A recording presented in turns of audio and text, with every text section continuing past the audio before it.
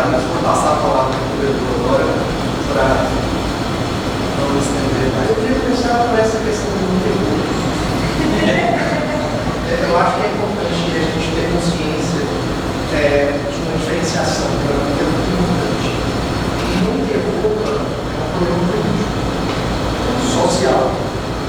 Tem a ver com a maneira como a música foi sequestrada ao longo dos anos, ao longo dos séculos, uma determinada parcela da sociedade, uma determinada classe. Não tem nada a ver com música em si. Ter consciência dessa diferença é muito importante porque ela nos liberta. Porque ela abre espaço, ela nos permite, ela nos faz sentir merecedores daquele objeto que foi política e socialmente sequestrado por uma elite, que para ser elite precisa excluir. Esse é o primeiro fato. Então, em alguma medida, ouvir música clássica é um gesto de apropriação de uma linguagem alheia, socialmente falando. Então, vamos dizer que invadir o teatro da elite é um gesto revolucionário, é um gesto político que o Mozart, por exemplo, concebeu. O Mozart veio há muito pouco tempo, 35 anos mais exatamente, e no final da carreira dele, ele faz uma transição que tem um impacto estético, mas tem sobretudo um impacto político, que é a transição do teatro popular. As últimas obras do Mozart, elas são representadas no teatro, já não é mais, no teatro físico, já não é mais frequentado pela alta monarquia, pela elite austríaca, que era o público no qual ele tocava no início da carreira. E esse movimento, que é um movimento bastante revolucionário naquele momento, ele é o pontapé inicial, é o ponto de partida para a gente entender que nós temos roupa sim. Que nós temos roupa sim. E que esse ter roupa não tem nada a ver com uma maior ou menor complexidade do texto, vou usar a palavra de aspas, do texto musical. Dito isso, eu fiquei muito impressionado, acho que não exatamente surpreso, com os verbos que apareceram nos depoimentos de vocês. De um lado, verbos que estão no campo semântico, ou seja, verbos que ocupam, que estão no conjunto de verbos ligados ao conhecer. Conhecer, mais de 10 pessoas falaram, entender, saber. E do outro lado, um conjunto de verbos que está no conjunto de verbos da apreciação, gosto, gostar, apreciar.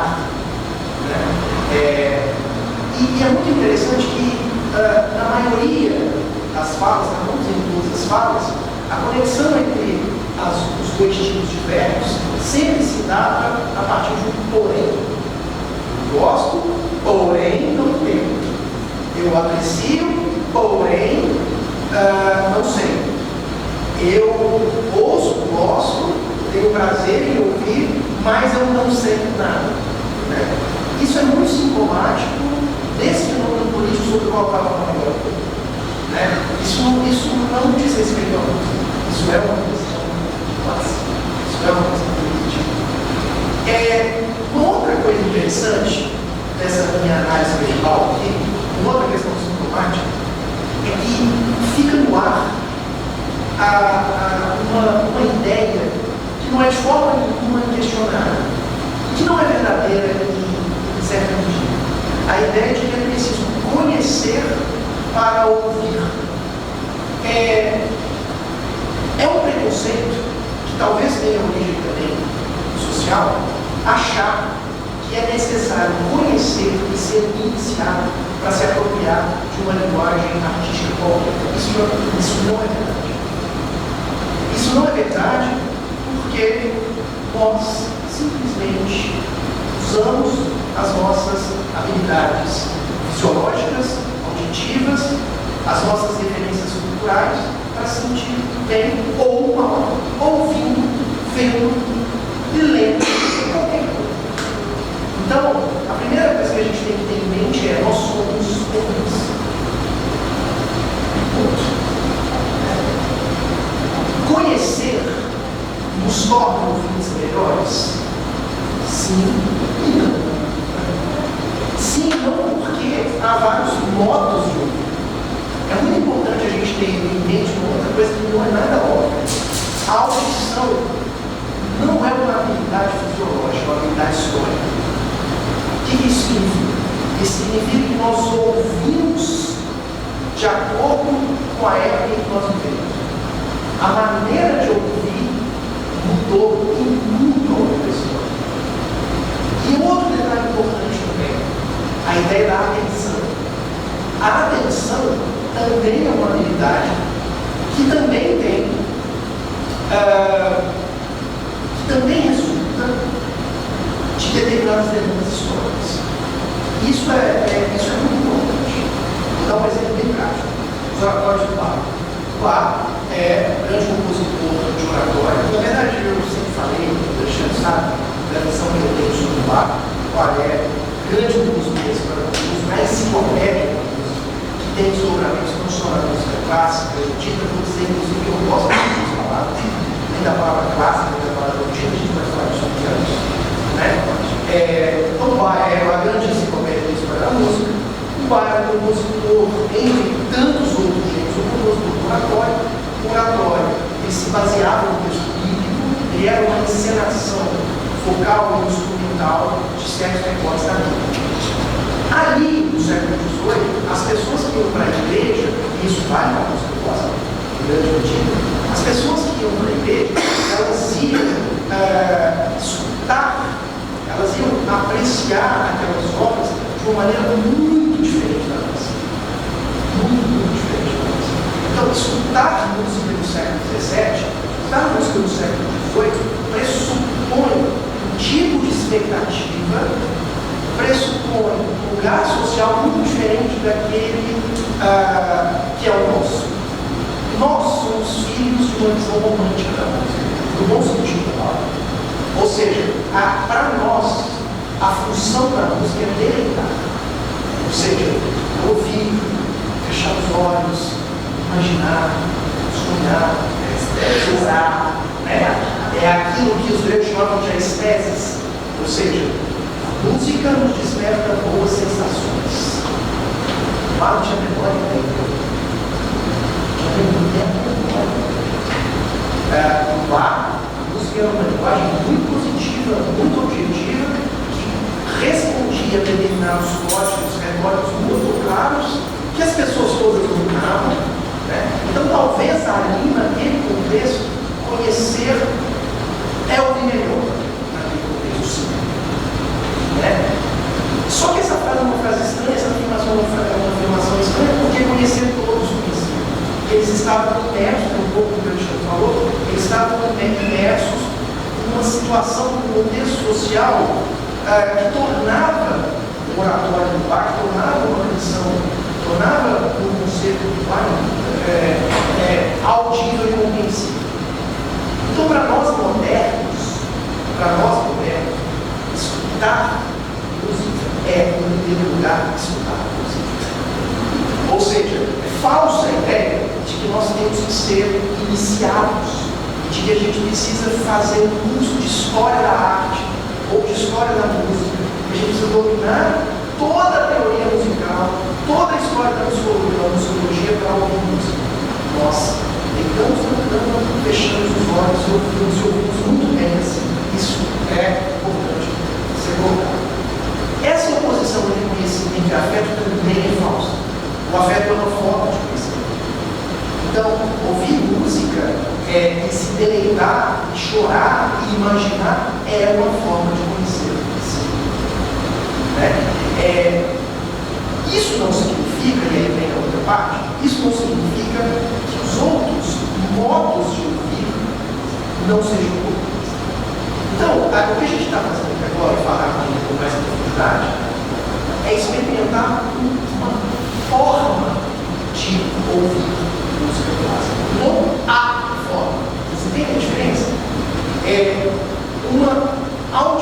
orientada a um tipo de audição, não a audição certa.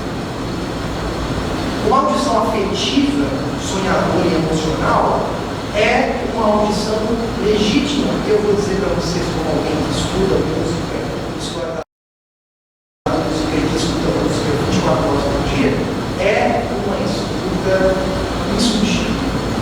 Entra aquilo que o Matheus estava falando, que nós da letra também vivenciamos na relação com a literatura. Conhecimento técnico às vezes atrapalha. Conhecimento técnico às vezes esvazia uma experiência, que é a experiência estética, que tem a ver com o desejo, que tem a ver com o corpo, que tem a ver com os nossos sonhos, que tem a ver com o imaginário, que tem a ver com as melhores coisas que a gente experimenta na vida, que são as sensações ligadas ao corpo, ao imaginário, aos sonhos. A escuta técnica, o conhecimento técnico às vezes destrói isso. Faz muitos anos que eu não sinto o que eu senti quando eu li o Grande Sertão Veredas 15 anos atrás. Faz muito. Então, meu olhar hoje, que é um olhar técnico do livro, ele é um olhar que me proporciona um conhecimento técnico que é legal, que é importante, faz parte, mas ele me tirou outra coisa. Ele me tirou uma experiência da qual eu sou muito falta. Da qual eu sou muito falta. E que também é um tipo de conhecimento. Então, duas lições dessa nossa primeira conversa. A primeira delas é a de que a escuta é um fenômeno histórico, ou seja, escuta-se de formas diferentes ao longo das diversas épocas, e há escutas diferentes dentro da mesma época. Acabei de dar dois exemplos: uma escuta afetiva, uma escuta orientada, uma escuta informada, vamos dizer assim. É importante entender que não há uma hierarquização nesses dois modelos de escuta. E a outra questão, que foi a primeira questão que eu trouxe, é a ideia de que o roupa não tem nada a ver com música. Não tem roupa, não é nosso. Não tem roupa tem a ver com um fenômeno político-social perverso, importante dizer isso, que talvez pudesse ser discutido melhor uma aula de história ou uma aula de ciência política.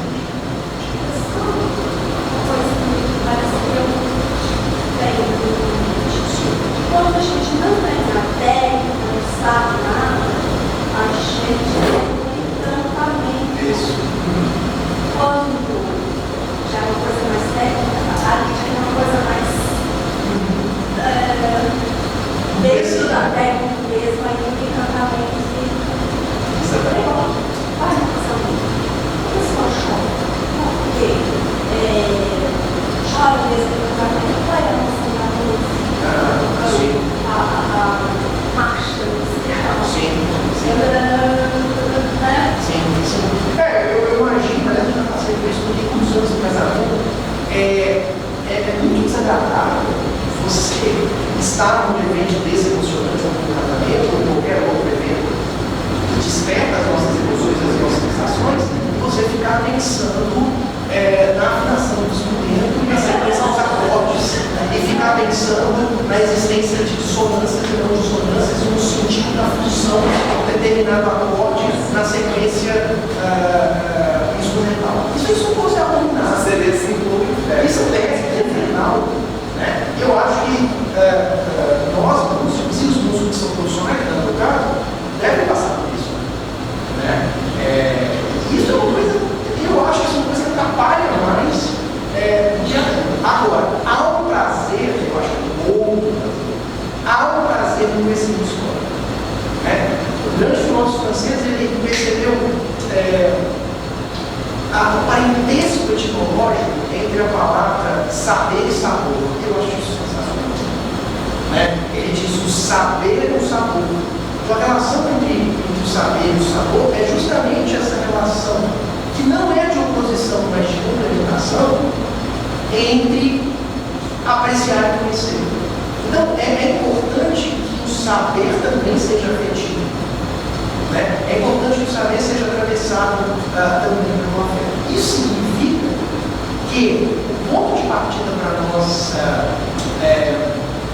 o nosso conhecimento da música, ele está no corpo, antes de estar no livro de história.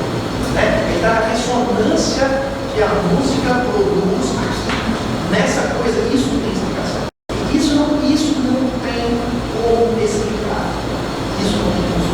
tem alguma coisa da experiência estética, de todas as artes, da música em especial, eu vou tentar explicar um pouco.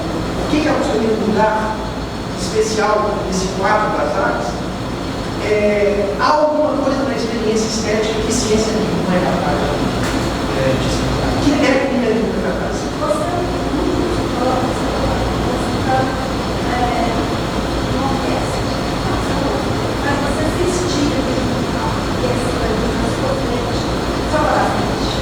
é isso também, né? Porque a exposição à orquestra, ela tem um impacto afetivo corporal maior. Eu tinha falado sobre a diferença também, tinha falado também que a atenção é o fundo da história. E também é o fundo do maniado. Vou te dar um exemplo bem simples antes de passar a palavra para a colega. Eu escuto muito música no carro. E também escuto muito música à noite, com fone de ouvido. São duas modalidades de escuta completamente diferentes.